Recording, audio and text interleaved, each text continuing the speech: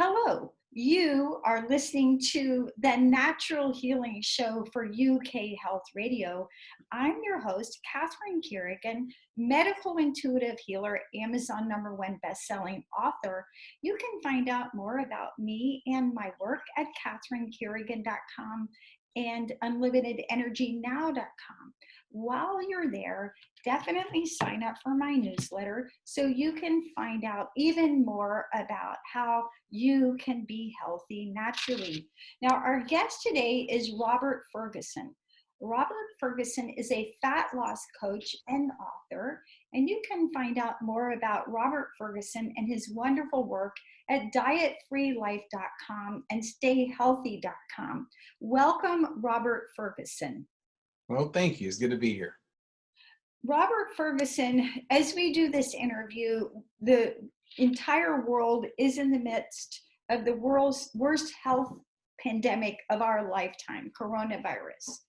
And in the United States, African Americans have been hit harder than any other ethnic group.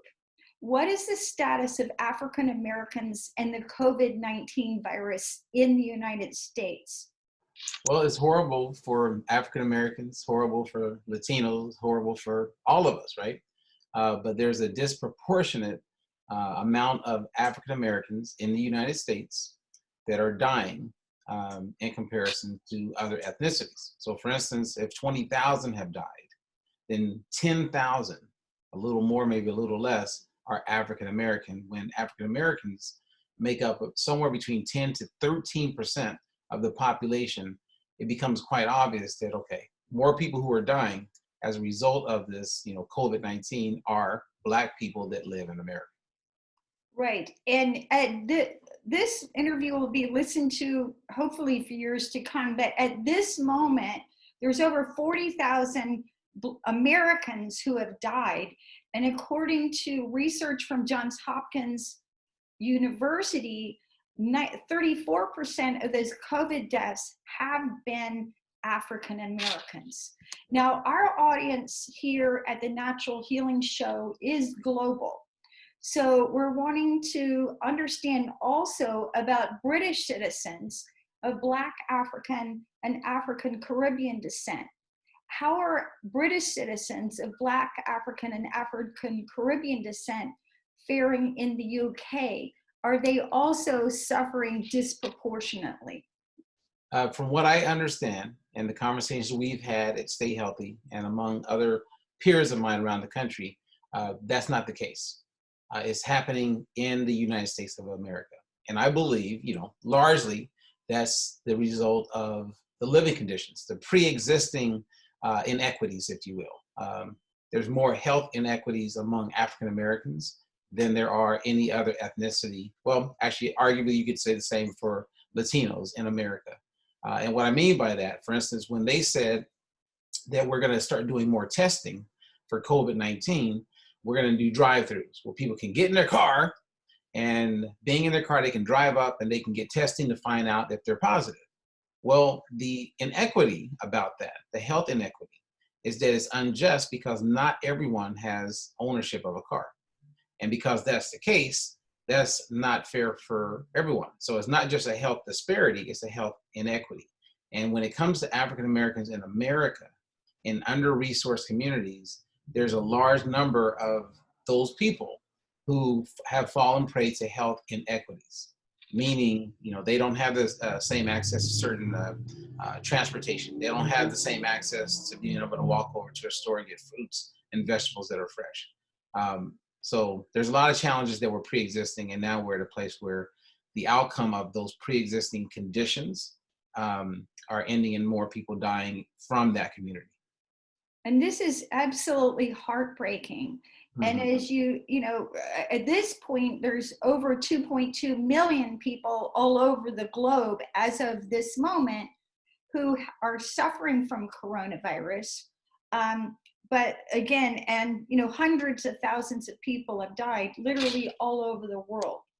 Now, as we talk about African Americans specifically as an ethnic group, why Robert Ferguson, fat loss coach, why do you think African Americans are suffering disproportionately? Well, if you look at excess body fat, okay, a lot of people use the term obesity, which I don't. I feel that demeans people and it places a label on them that doesn't feel good. But if you were to share with someone that they have excess body fat, then they come to that quick realization that I can get rid of excess. And if you don't get rid of excess, this is why we're bringing it up now, is that it's excess body fat that correlates to an increased likeliness of type 2 diabetes. So over 80% of type 2 diabetics have excess body fat.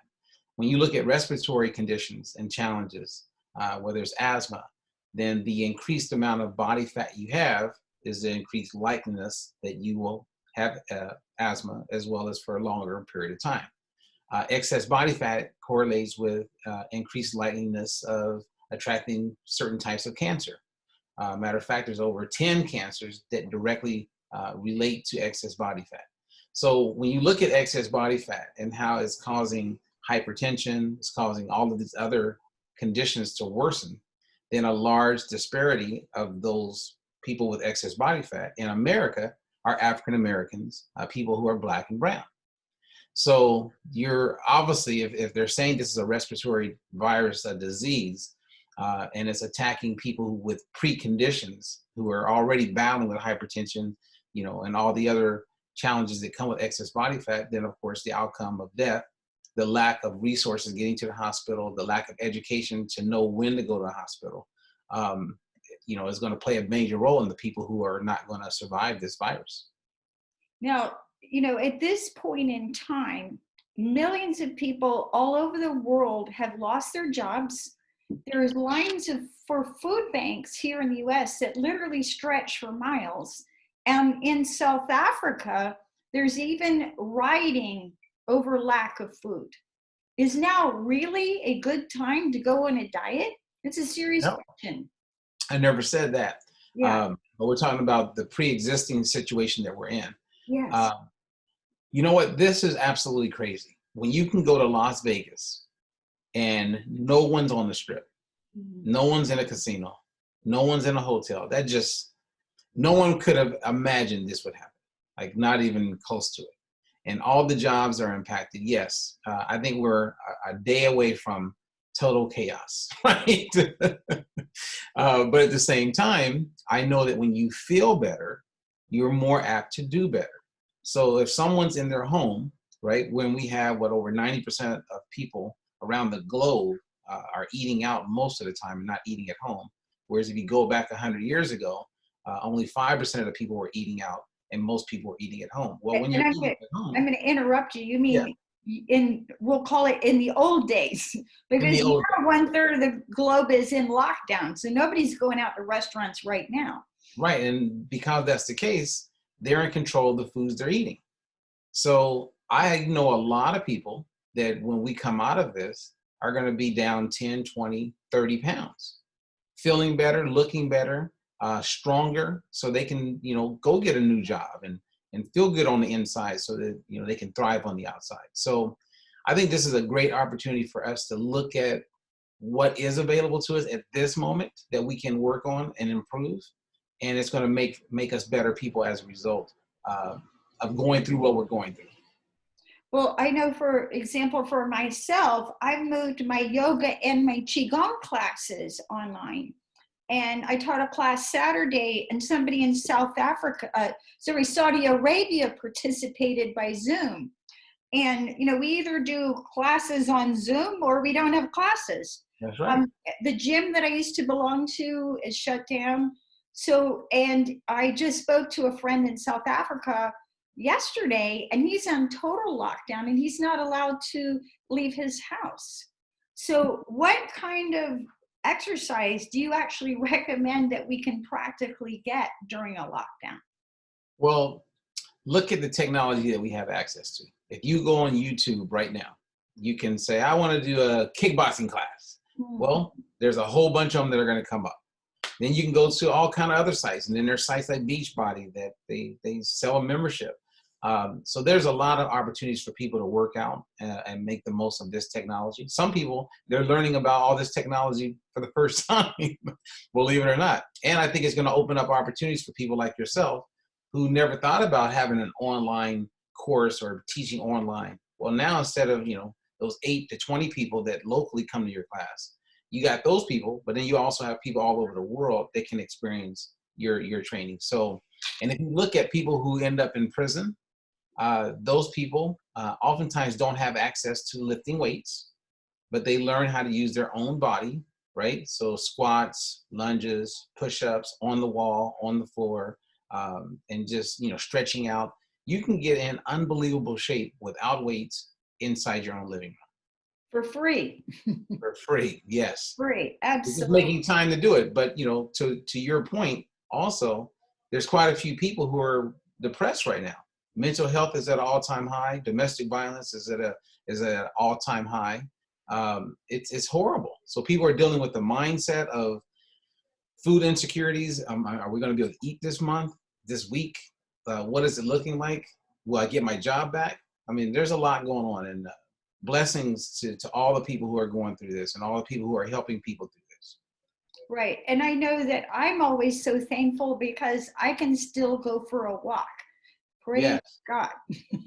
And when I talk to people who are not even allowed in other countries, who are not even allowed to leave their house, I have a client in Spain, and she was working with a trainer, and she's not allowed to leave her house. So it's a different world we're living in.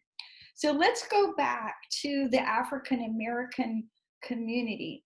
What are the top medical challenges that predispose people of all races to suffer the most from coronavirus?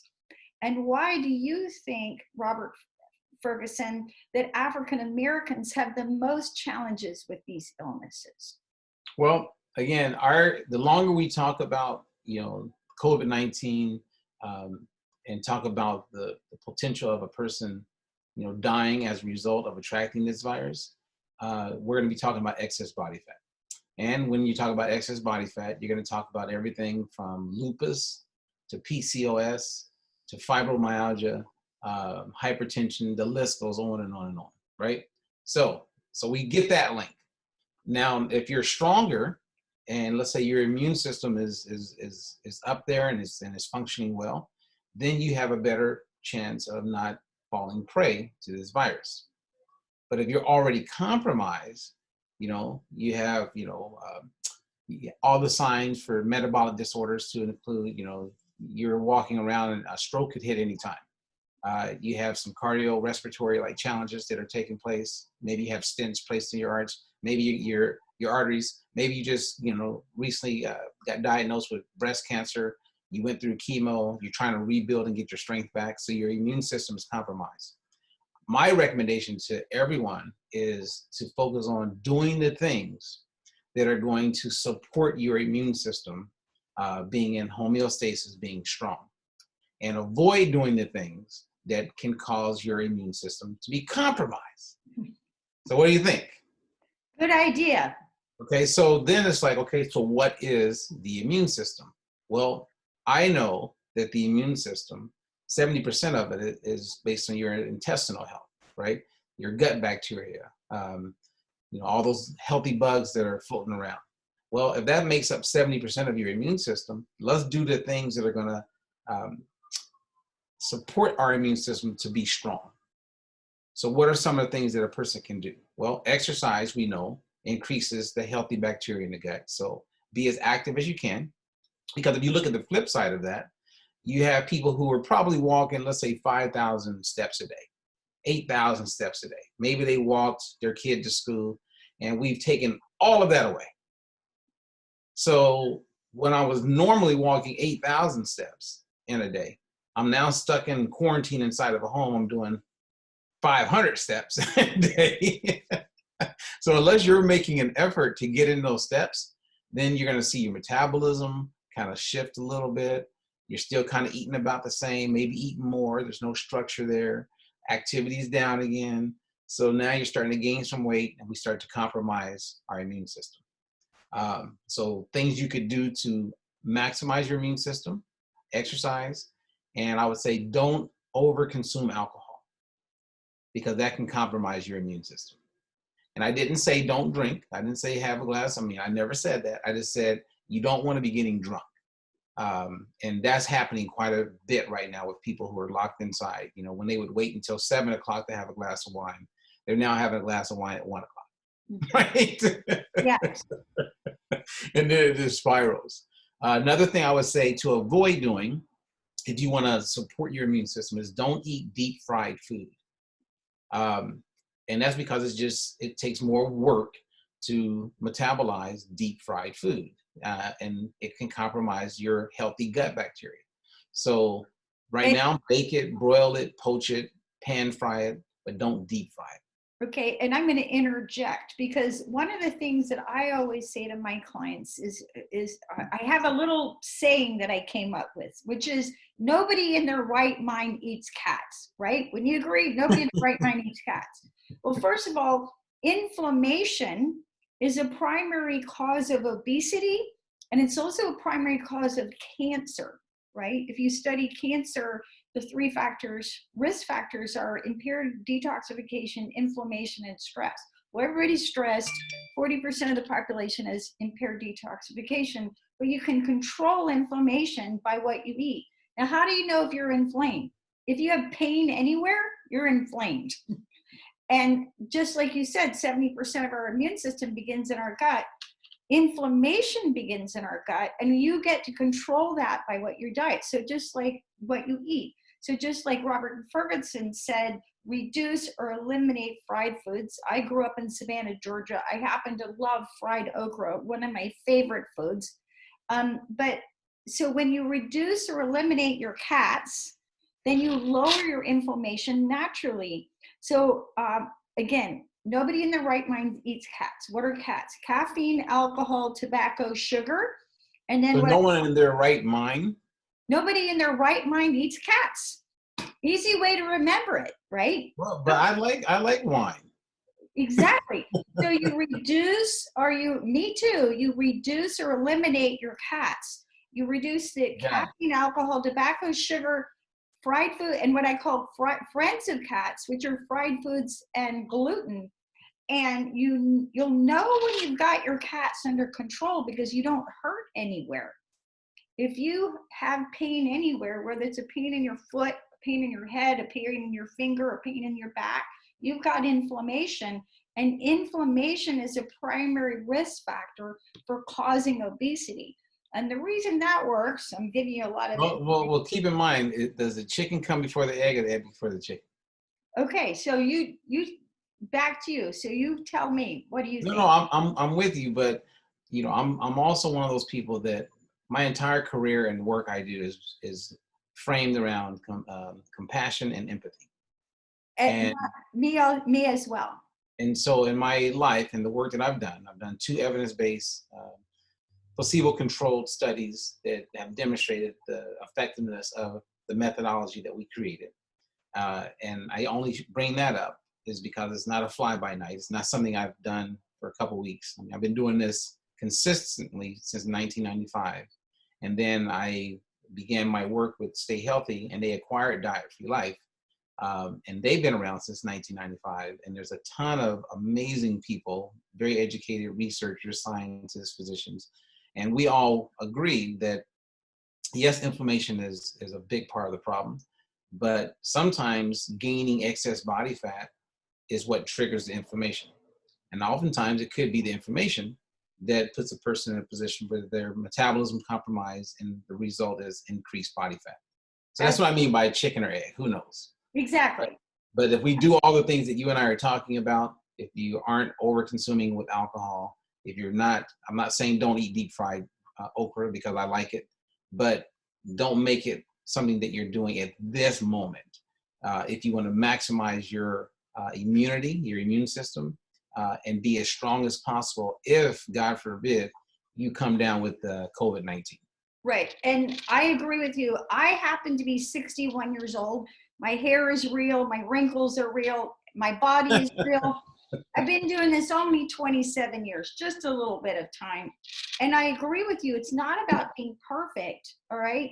But it's about bringing yourself back to the middle of the road, right?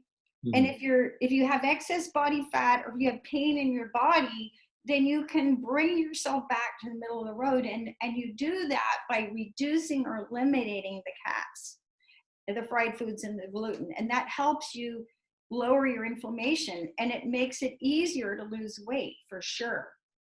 Okay. So high blood pressure in African Americans.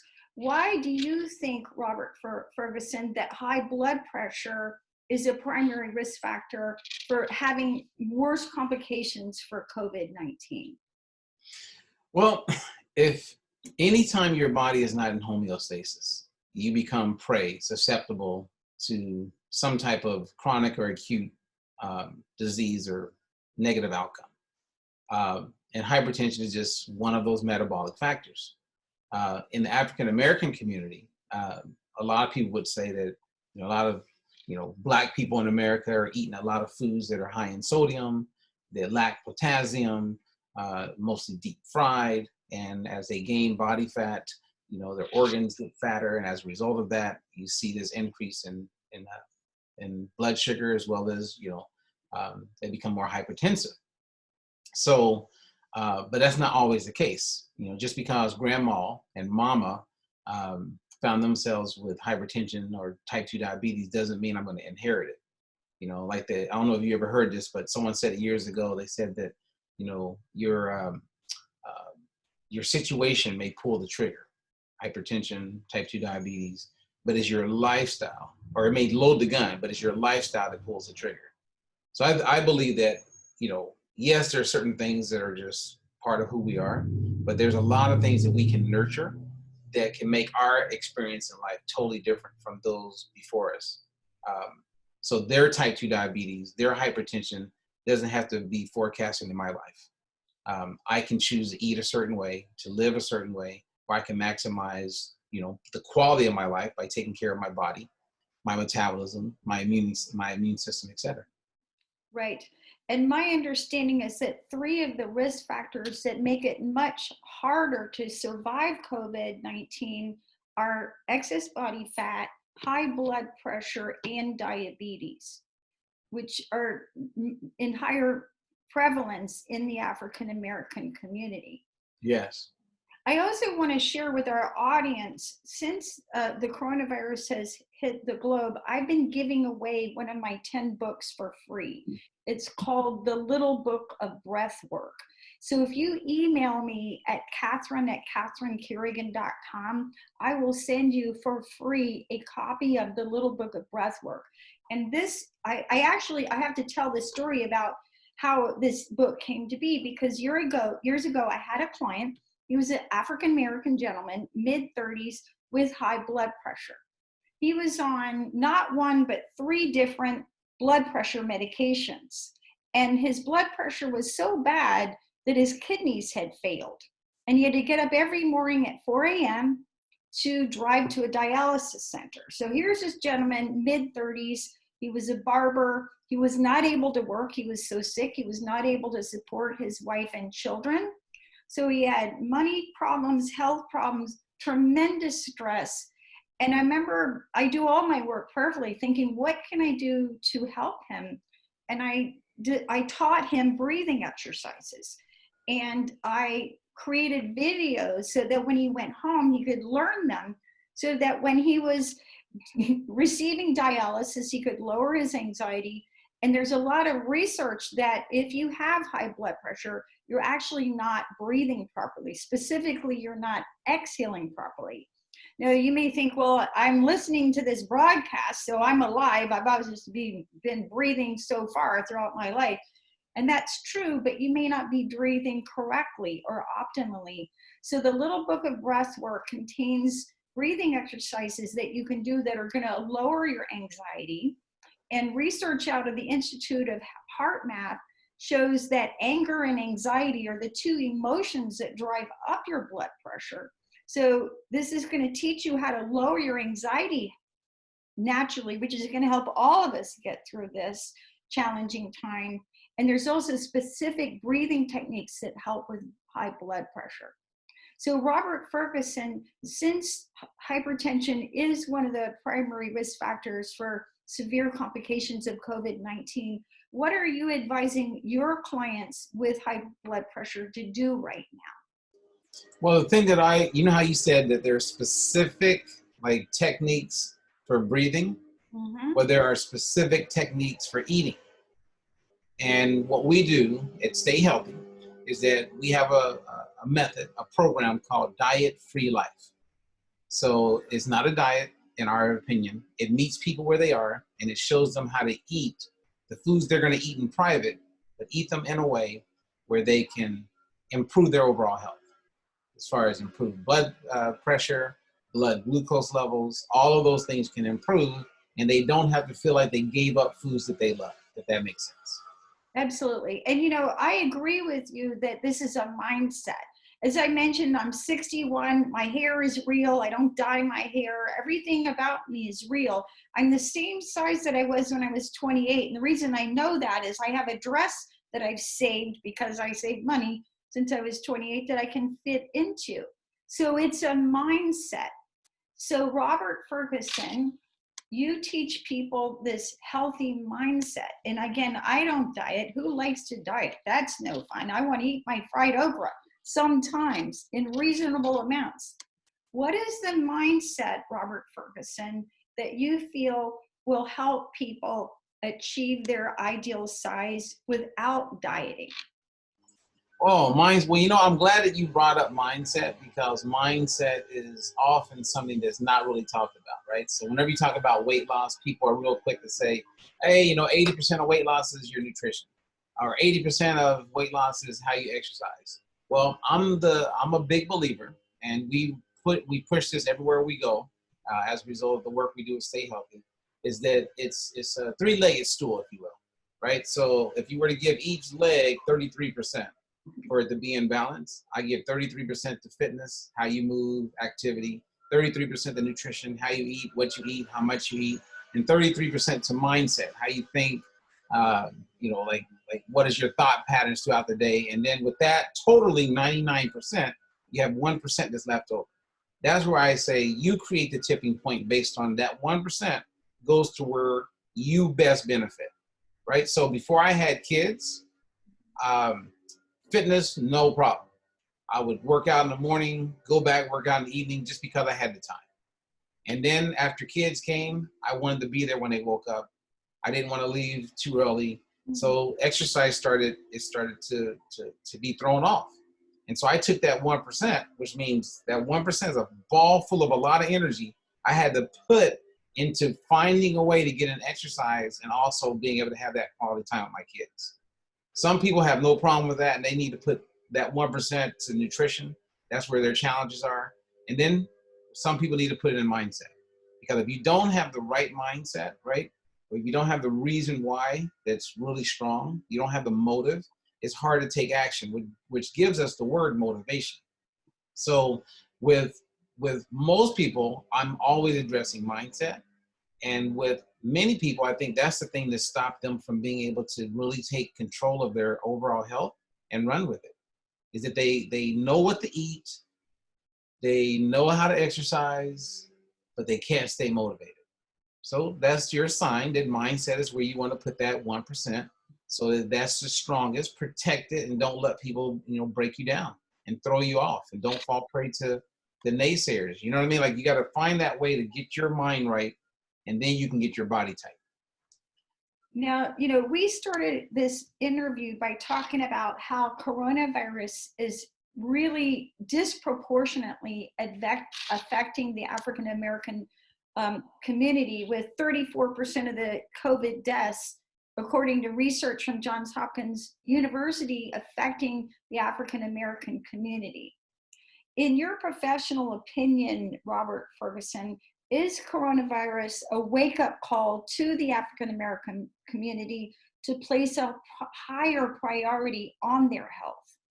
Well, I would say it's a huge wake-up call for all of us, you know, for all of us. for so many reasons. But when you look at the disparity, right, of the outcome, where like in Memphis, or not Memphis, in St. Louis, Missouri, here in the United States, all of the deaths so far are African Americans, all. And so it's very apparent that it's taking out a lot of people prematurely. So yes, I believe that we'll never go back to the way life was. You know, it's kind of like 9/11. Things change. A lot of things changed and never went back. And I believe that we will see people wearing masks all the time. I think people, when they go to the store, that's going to be part of what they do. I think when you go to like a basketball game or a big soccer event, you're going to see many people wearing masks. I'm not saying everyone's going to do it or it is going to be mandatory, but you know, that's what they're going to do. And when you look at the, like from a financial standpoint, there's companies now that are thriving financially because they got in the business of hand sanitizer that they're selling, or they're creating, people are creating masks. Some women, you know, and I'm sure there's some men, but they were staying at home, didn't really have much to do, but they're great with a sewing machine. They have a whole new business now. So yes, I don't think it will ever be the same. Yes, there's a huge wake up call. And that's why we're working really, really hard to make available something that can be online and that can help people no matter where they live in the world. And that's what we're doing with Diet Free Life, is we're making it available for people anywhere to learn how to eat regular everyday food in a way that's going to help them not just lose weight, but maximize energy throughout the day and not feel deprived or restricted when it comes to food. Okay, so there is no doubt that the world is changed, and that we'll be facing the results of these changes for a long time. But do you think that African Americans throughout the United States and British citizens of Black African and African-Caribbean descent are going to be rethinking their weight, their blood pressure, their diabetes as a result of the coronavirus? I actually believe yes and no. Okay, so this is what I've learned over the years. Culturally, certain people are not going to change the way they eat. Like in Atlanta, there's a regional way of eating that's different than if you're in Utah. And in Utah, they eat fry sauce and a lot of casseroles. And you're probably not going to experience that when you're in, you know, uptown New York. So culturally, certain foods aren't going to change. And I don't see the outcome or the disparities around a person's body fat percentage changing much as a result of this, because it's like an oxymoron. It's like, okay, culturally, I want to eat this way, but I know I should probably look this way or feel this way and improve my health. But how do I improve my health, but yet continue to eat the foods that I like? That's where we come in. Remember, Diet Free Life? So you can eat the fried okra. It's just a matter of learning how to eat it in the right proportions and eating it in combinations with other foods that makes it heart healthy, diabetic friendly, etc. Right. You know, and for our audience, again, as someone who's the same size at 61 as she was when she was 28 and doesn't dye her hair and doesn't, you know, everything's real. Here's some suggestions that I have found about maintaining a healthy weight naturally. The first thing you want to do is when you go to eat, you want to think about how what you eat affects your energy. So I try and get a lot of fruits and vegetables in my day because I know that the more fresh my food is, the more alive I'm going to feel. So I really focus on eating fresh food and fresh vegetables and fruits at every meal. The second thing is, again, what Robert Ferguson says, you want to enjoy your food, but one of the things, and I talk about this with my women clients, is to eat like a goddess. So goddesses never deprive themselves, right? We have the best of everything because we enjoy being beautiful, but you don't eat like a bag lady. You don't eat like a truck driver. And you eat in such a way, and this is really important, that you never overeat. Because if you never overeat, which is a mindset, you never have to go on a diet. I hate dieting personally. And I've helped people, like you, I've spent 27 years at this, and I've helped lots of people lose weight. And, depriving yourself, when you go into a deprivation mentality, then, as soon as you lose something, you want to get it back. I like what you said about excess fat. So if you come up with a scale, and this is a feeling, on a scale of say 0 to 5, and when you're 0, you're hungry, your stomach is growling, you get the signal from your body. It's a stomach feeling, not a mouth feeling, not a head feeling that you need to eat food.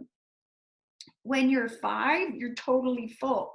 So I tell people, tune in throughout the day. Many people have a mind-body disconnect. They don't know when they're actually hungry. They don't know when they're full. And so when you tune in before you eat, and then put your fork down in the middle of your meal and tune in, how do I feel? And it's okay to stop eating before you're full. What are your thoughts on this, Robert Ferguson? And just so you know, okay, I love your, yeah, you turn your volume off. Okay, so what are your thoughts on this, Robert Ferguson? So you mentioned earlier, don't eat like a truck driver and don't eat like a bag lady. Bag lady. Yes. Well, I wouldn't say that, just because I have a lot of friends who are truck drivers, and I just happen to truck drivers. Yes. So again, at the end of the day, I mean, it's great how it's worked out for you, and you're a great testament to what you've done. But what we do is we teach people, we upgrade their nutrition intelligence. We share with them information that will set them free. And what I mean by that is that what I've learned since I've been in this space, since '95, and the work that I've done on the highest levels of it, the uninformed, unfortunately, are being led or influenced by the misinformed. So there's people who are the influencers, the leaders, and they're sharing information that's not 100% accurate. But people are listening to them because they got a platform. So I like to cut through and just get to the truth of everything. And that's where our work lives. And so at the end of the day, what I believe is going to help everyone is to get past all of the confusion around diets, weight loss, nutrition. It's so confusing, and everyone's got an opinion, and everybody feels that they're right, and everyone has some references they can bring up, whether it's anecdotal or whether it's like a real study they can refer to. And that's going to be the toughest part. And that's where I think even though we all want to be better, a lot of people aren't going to get access to what will make them better because they're going to be confused. And so, thanks to programs like yours, that gives people like me the opportunity to share. I think the more people that get out there with compassion and empathy and talk about things that have helped them and how they believe it could help someone else, that's how I believe we can be successful and get everyone around the world healthy. Yes. And I agree. There's there's so many diet books, it's not even funny. So, but it is about developing a healthy relationship with food, right? Mm-hmm. And, back to what you were saying, one of the things that I encourage everybody to do is to connect to their soul, which is really who you are. So it's about connecting to your divine feminine and your divine masculine. And it doesn't matter what your profession is, whether you're a waitress or a fat loss coach, it's about really connecting to your divine self, because when you really connect to your soul purpose, you're going to take care of your physical body so that it's easier to do what you're here to do, right? And it's easier to stay motivated.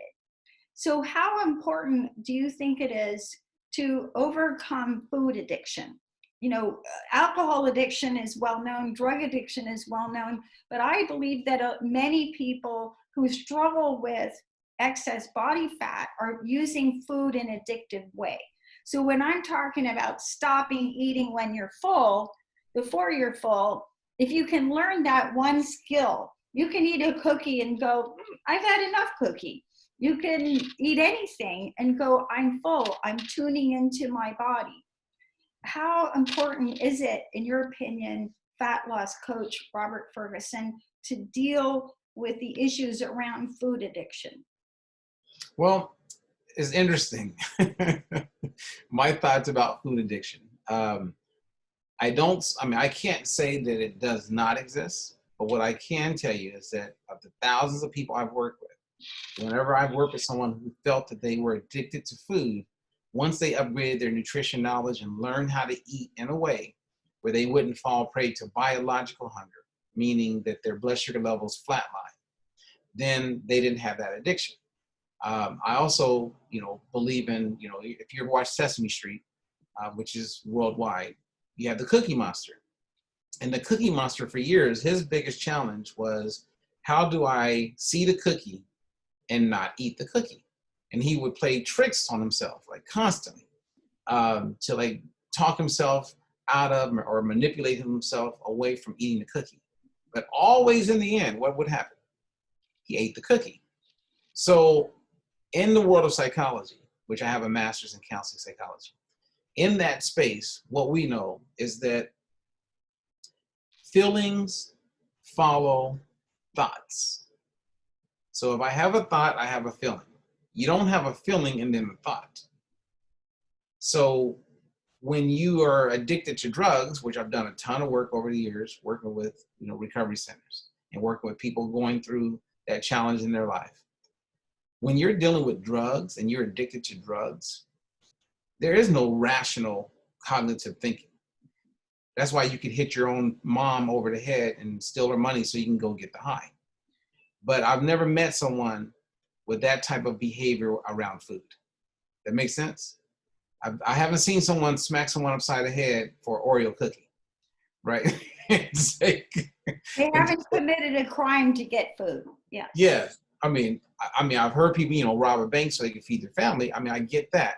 So, and again, I'm not saying that, if a person's feeling that they're addicted to food, I say, look, I'm with you. I'm not saying that what you're feeling is wrong. But what I do believe is that if you can get your thoughts to a certain place, then you're more likely to avoid the feeling of being addicted to food. That if you don't get the thoughts, going back to mindset, in a certain place, then you're going to always be led by your emotions. And if you're led by your emotions, you do things that aren't necessarily ideal for you and other people that may be involved. Right.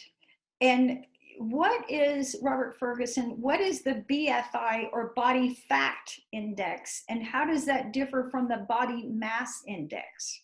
Well, thank you for asking that. That's a very important question that needs to be asked more. And I believe in the very near future, we will position ourselves at Stay Healthy where we can not so much attack the BMI, but improve the outcomes for people on how they feel emotionally, mentally, etc., by introducing them to the BFI. So the BMI, which was created in the 1830s by a mathematician named Adolphe Quetelet, very wise person back in the day. I believe he was in his 20s when he came up with the body mass index, which it wasn't given that name until 1972. And before that, I believe it was called the Quetelet Index.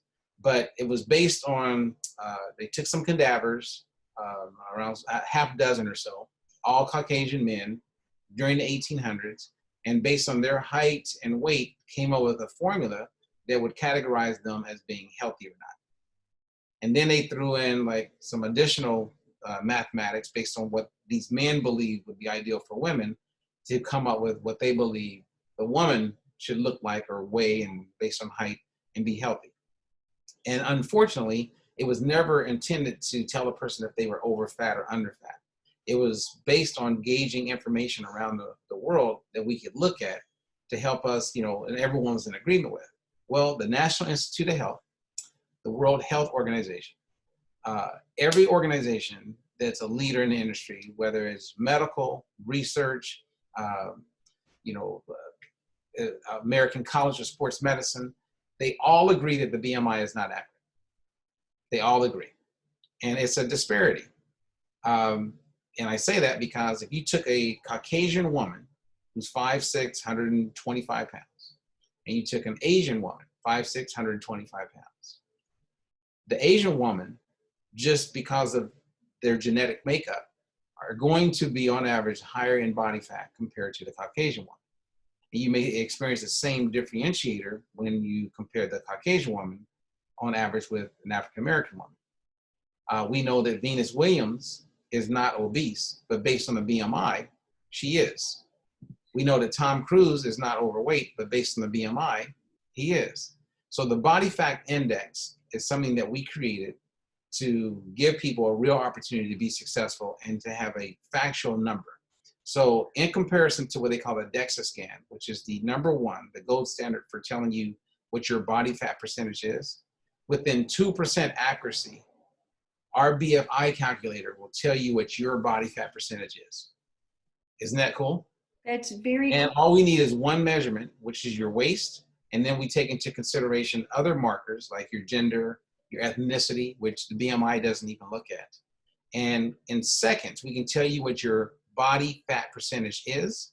And we've taken it a step further by bringing in augmented reality, where once you know what your body fat percentage is, you can click a button and we can show you what your heart looks like based on your body fat percentage.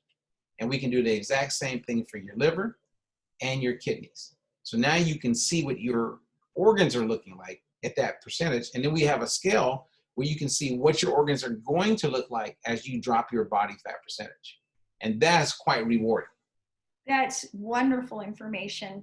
Now, Robert Ferguson, we started by talking about how the COVID-19 virus is affecting African Americans. Any final thoughts for our audience? The final thoughts would be that, let's support each other through all of this. And as we make it through this, let's hang on to how we felt going through it and make that part of how we interact with people moving forward. And let's help people improve their overall health. I would say let's not call people obese anymore. Let's say that, okay, maybe I'm at risk or I have excess body fat and I want to get rid of that excess body fat so I don't have the risk of losing my health and ending my life prematurely. And let's just get people healthier and let's support your show as you continue to put it out there and help people around the world, learn about different modalities, methodologies, learn about people like myself. So I thank you for the opportunity to share with your audience. Thank you. You've been listening to the Natural Healing Show for UK Health Radio. I'm your host, Catherine Carrigan, medical intuitive healer, Amazon #1 bestselling author. You can find out more about me and my work at catherinecarrigan.com and unlimitedenergynow.com. While you're there, definitely sign up for my newsletter so you can learn even more about how you can heal yourself naturally. Our guest today has been Robert Ferguson, author, fat loss coach. You can find out more about Robert Ferguson and his wonderful work at dietfreelife.com and stayhealthy.com. And remember, when you take time to care for yourself and nurture yourself and connect to your spiritual purpose, it's easier to take care so that you can glide through this challenge that we're all facing. Thanks so much for listening, and we'll see you next time.